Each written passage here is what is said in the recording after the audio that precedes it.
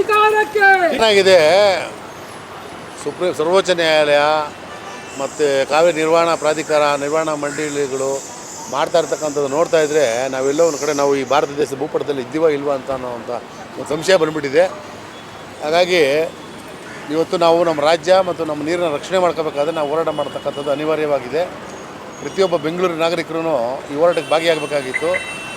ಆದರೆ ಅವ್ರ ದೌರ್ಭಾಗ್ಯ ಅವ್ರಿಗೆ ಗೊತ್ತಾಗ್ತಾ ಇಲ್ಲ, ಏನಾಗ್ತಾ ಇದೆ ಇವತ್ತಿನ ದಿವಸ. ಇವತ್ತು ಮಾಡ್ತಾ ಇರ್ತಕ್ಕಂಥದ್ದು ನಾವು ಮನೇಲಿ ಕೂತ್ಕೊಂಡಿದ್ದೀವಿ, ಮನೆಗೆ ಸರ್ ನಮ್ಮ ನೀರು ಬರ್ತಾಯಿದೆ ಅಂತ. ಒಂದು ವೇಳೆ ಏನಾದರೂ ಬರಗಾಲ ಮಳೆ ಬರ್ತಾಯಿದೆ, ಪ್ರಕೃತಿಯ ಕೃಪೆಯಿಂದ ಏನಾದರೂ ಬದುಕಿದರೆ ಜನ ಬೆಂಗಳೂರಲ್ಲಿ ಇದ್ದಾರೆ. ಇದೇ ಬೆಂಗಳೂರನ್ನ ಖಾಲಿ ಮಾಡ್ಕೊಂಡು ಓಡೋಂಥ ಪರಿಸ್ಥಿತಿ ಬರುತ್ತೆ ಮುಂದಿನ ದಿನಗಳಲ್ಲಿ. ಅದು ಈ ಕಾವೇರಿ ನೀರು ಹಾಹಾಕಾರ ಬರಬಾರ್ದು ಅನ್ನೋದಕ್ಕೋಸ್ಕರನೇ ನಾವು ಕಾವೇರಿಗೆ KRS ಮುತ್ತಿಗೆ ಅಂತ ಮಾಡ್ತಾಯಿದ್ವಿ. ತಮಿಳುನಾಡು ಸರ್ಕಾರದ ವಿರುದ್ಧ ಮತ್ತು ಕಾವೇರಿ ನಿರ್ವಹಣಾ ಮಂಡಳಿ ಮತ್ತು ನಿರ್ವಹಣಾ ಪ್ರಾಧಿಕಾರದ ವಿರುದ್ಧ ಪ್ರತಿಭಟನೆ ಮಾಡ್ತಾ ಹಂತವಾಗಿ ಪ್ರತಿಭಟನೆ ಮಾಡ್ತಾಯಿದ್ವಿ. ಈಗ ಬೆಂಗಳೂರು ಕೆಂಪೇಗೌಡ ಬಸ್ ನಿಲ್ದಾಣದಿಂದ ನೇರವಾಗಿ ನಾವು KRS ಮುತ್ತಿಗೆಗೆ ಕನ್ನಂಬಾಡಿ ಮುತ್ತಿಗೆ ಅಂತ ಅಂದ್ಬಿಟ್ಟು ಹೊರಟಿದ್ದೀವಿ.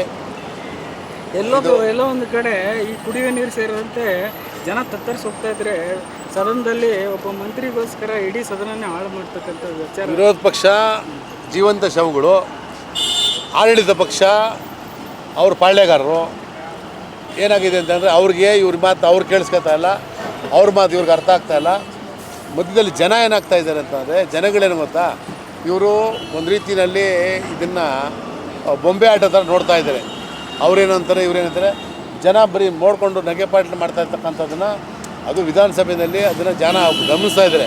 ಆದರೆ ಜನ ರಸ್ತೆಗೆ ಬರಬೇಕು. ರಸ್ತೆಗೆ ಬರದೇ ಹೋದರೆ ನಿಮ್ಮ ಪರಿಸ್ಥಿತಿ ಮಕ್ಕಳು ಮೊಮ್ಮಕ್ಕಳಿಗೆಲ್ಲರಿಗೂ ಏನೇನು ಪರಿಸ್ಥಿತಿ ಆಗುತ್ತೆ ಅನ್ನೋದನ್ನು ಇವತ್ತು ಡೆಲ್ಲಿನಲ್ಲಿ ಪೊಲೀಸಲ್ಲಿ ಇಷ್ಟು ಹಾಳಾಗೋಗಿದೆ. ಅದಕ್ಕಿಂತ ಡಬಲ್ ಆಗುತ್ತೆ. ನಾವೇನಾದ್ರು ಬೆಂಗಳೂರು ನಗರ ಕಾಪಾಡ್ಕೊಳ್ಳದೆ ಹೋದರೆ ಉದ್ಯಾನ ನಗರಿಗೆ ಹೋಗಿ ಕಾಂಕ್ರೀಟ್ ನಗರಿ ಆಗುತ್ತೆ. ಇದನ್ನು ಸಾರ್ವಜನಿಕರಿಗೆ ನಾನು ತಿಳಿಸ್ತಾ ಇದ್ದೀನಿ, ದಯಮಾಡಿ ತಿಳ್ಕೊಂಡು ಏನಾದರೂ ನೀವು ರಸ್ತೆಗೆ ಬಂದು ಇದಕ್ಕೆಲ್ಲ ಕಡಿವಾಣ ಆಗದೆ ಇದ್ದರೆ ನಾಳೆ ದಿವಸ ನೀವೆಲ್ಲ ಬೆಂಗಳೂರು ಬಿಟ್ಟು ಹಳ್ಳಿಗಳ ಕಡೆ ಹೋಗ್ಬೇಕಾಗಂಥ ಪರಿಸ್ಥಿತಿ ಬರುತ್ತೆ. ಮೊದಲೇ ವಲಸಿಗರ ಕಾಟ ಜಾಸ್ತಿ ಆಗಿದೆ ಬೆಂಗಳೂರು ನಗರದಲ್ಲಿ. ಅದ್ರ ಜೊತೆಗೆ ನೀರು ಮತ್ತು ಕೆರೆಗಳು ಮುಚ್ಚಿರೋದು, ಅಪಾರ್ಟ್ಮೆಂಟ್ಗಳು ಯಾರು ಮಾಡ್ತಾಯಿದ್ದಾರೆ, ಏನು ಮಾಡ್ತಾರೆ, ಯಾವ ಶಕ್ತಿ ಮಾಡ್ತಾ ಅಂತ ಗೊತ್ತಾಗ್ತಾ ಇಲ್ಲ. ಇವತ್ತು ನಾವು ನೇರವಾಗಿ ಮೈಸೂರಿನ ಕನ್ನಂಬಾಡಿ ಮುತ್ತಿಗೆ ಹಾಕಕ್ಕೆ ಹೋಗ್ತಾಯಿದ್ದೀವಿ. ನಮಸ್ಕಾರ.